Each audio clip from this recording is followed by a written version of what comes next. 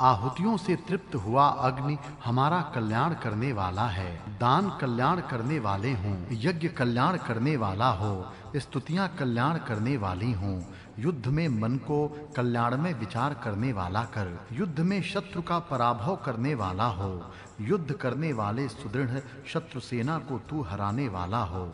कल्याण के लिए तेरी भक्ति करते हैं। गायों के साथ मिलने वाले अन्न का तू स्वामी है। हमें बहुत अन्न दे, हमें चमकने वाले धन दे। हे राजन, रात्रि और दिन में शत्रुओं का नाश कर, राक्षसों को जला दे। शुद्ध, स्थिर, पवित्र करने वाला, हिंसा रहित यज्ञ में आगे स्थापित किए गए अनेकों द्वारा स्वीकार करने योग्य, द्रोह न करने वाले, ज्ञानी सर्वज्ञ अग्नि की धन के लिए स्तोत्रों से प्रार्थना करते हैं। देव और मनुष्य, अमर रक्षक और स्तुति के योग्य ऐसे तुझ अग्नि को हवि को देवों की ओर पहुंचाने वाले दूत के रूप में स्वीकार करते हैं तथा जागृत, व्यापक और प्रजा रक्षक अग्नि की नमस्कार करके उपासना करते हैं। हमारा कल्याण करने वाला हो। स्तुत्य और दिव्य अग्नि का स्थान शत्रुओं द्वारा बाधा न पहुंचाने योग्य संरक्षण के साधनों से युक्त रहता है। उसकी दृष्टि सूर्य के समान कल्याण करने वाली है।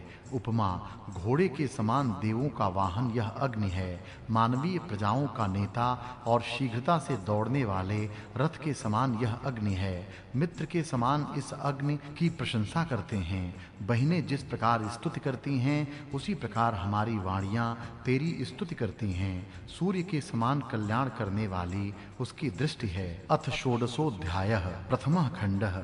हे इंद्र, उपासक मनुष्य प्रथम रसपान करने के लिए तेरी स्तोत्रों से स्तुति करते हैं। योग्य दृष्टि वाले ऋभु तेरी स्तुति करते हैं। रुद्र पुराण पुरुष ऐसे तेरी स्तुति करते हैं। याज्ञिक लोग, ऋभु और रुद्र, ये सब इंद्र के ही गुण गाते हैं। इंद्र सोम का व्यापक आनंद प्राप्त होने पर इस यजमान के वीर्य और बल को बढ़ाता है। इसलिए मनुष्य आज भी पहले के समान ही इस इंद्र की उस महिमा का वर्णन करते हैं। हे इंद्र और अग्नि, वेद पाठी तुम्हारी अर्चना करते हैं। साम गायक तेरी स्तुति करते हैं। अन्न के लिए मैं तुम्हारी प्रार्थना करता हूँ। हे इंद्र और अग्नि, तुम शत्रुओं की 90 नगरियों को एक ही प्रयत्न से एक ही समय हिला देते हो। हे इंद्र और अग्नि, होता आदि ऋत्विज यज्ञ के मार्ग से हमारे यज्ञ में आकर बैठते हैं। हे इंद्र और अग्नि, तुम्हारे बल और अन्न एकत्र ही रहते हैं। तुम्हारे बल शुभ कर्मों को प्रेरणा देने वाले हैं। हे शक्तिमान इंद्र, सब प्रकार की संरक्षण की शक्तियों से तू उत्तम रीति से समर्थ है। शूर इंद्र, धन संपन्न यशस्वी भाग्यवान के समान तेरे अनुकूल होकर हम चलते हैं।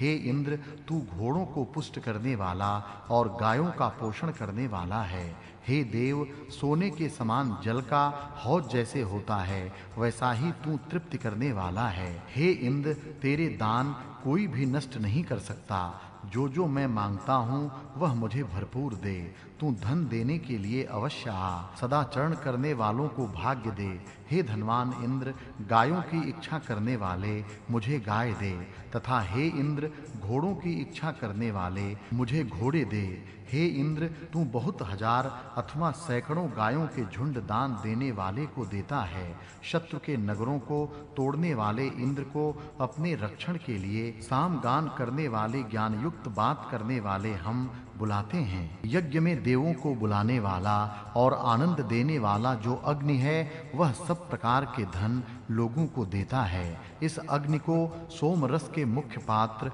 और स्तोत्र प्राप्त हों।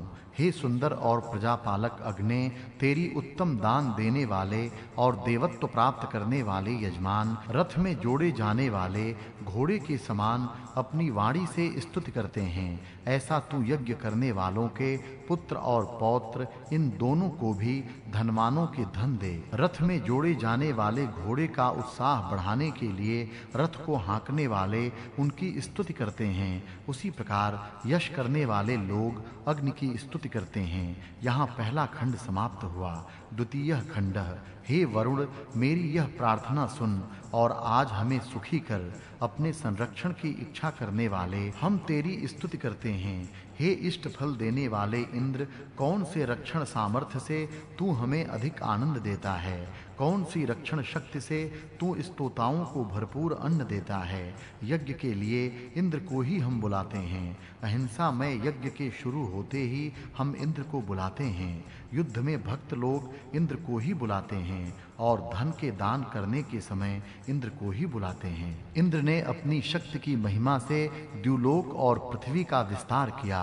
इंद्र ने सूर्य को प्रकाशित किया। इंद्र में ही सारे भुवन रहते हैं। छने हुए सोमरस इंद्र को दिए जाते हैं।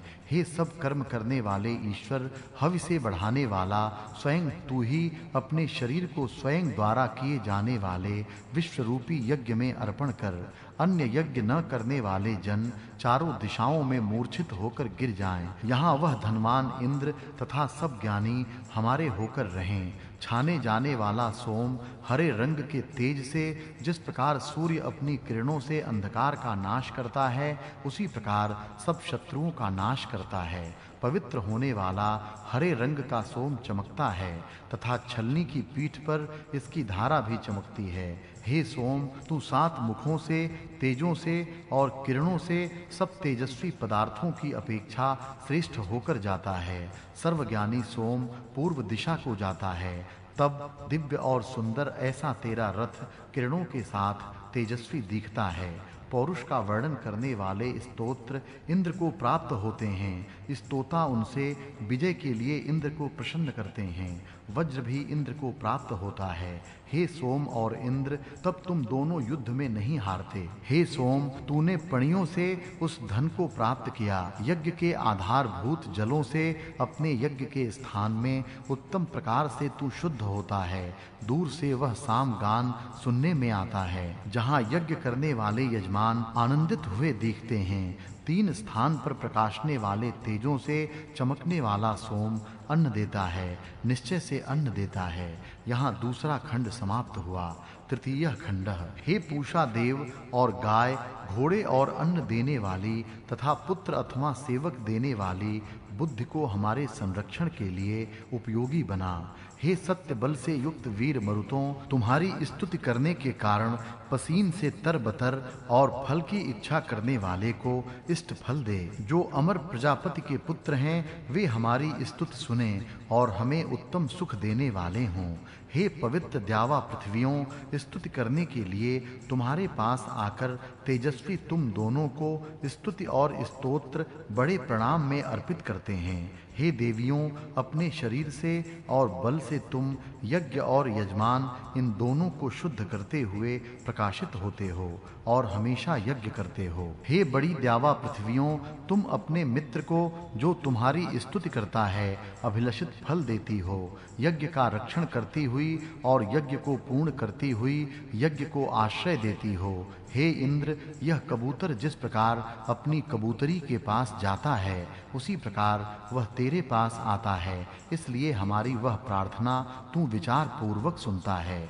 हे धनों के स्वामी और स्तुति के योग्य शूर इंद्र, जिस प्रकार तेरे वे स्तोत्र हैं, उसी प्रकार तेरी वैभव संपन्न और सत्य स्वरूप वाणी सत्य हो।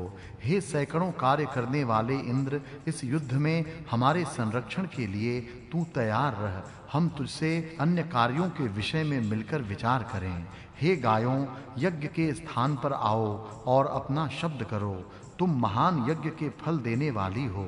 तुम्हारे दोनों कान सोने के आभूषणों से अलंकृत हैं। आदरणीय अध्वर्यु यज्ञ के पास आ गए हैं। बचे हुए इस मीठे सोम रस को महावीर के विसर्जन करने के समय कलश में रखा जाता है, जिसके ऊपर के भाग में चक्र है और चारों ओर से नीचे झुके हुए नीचे के द्वार के पास जो क्षीण नहीं हुआ है, ऐसे महावीर को नमस्कार करके यज्ञ करने वाले हवन करते हैं। यहाँ तीसरा खंड समाप्त हुआ।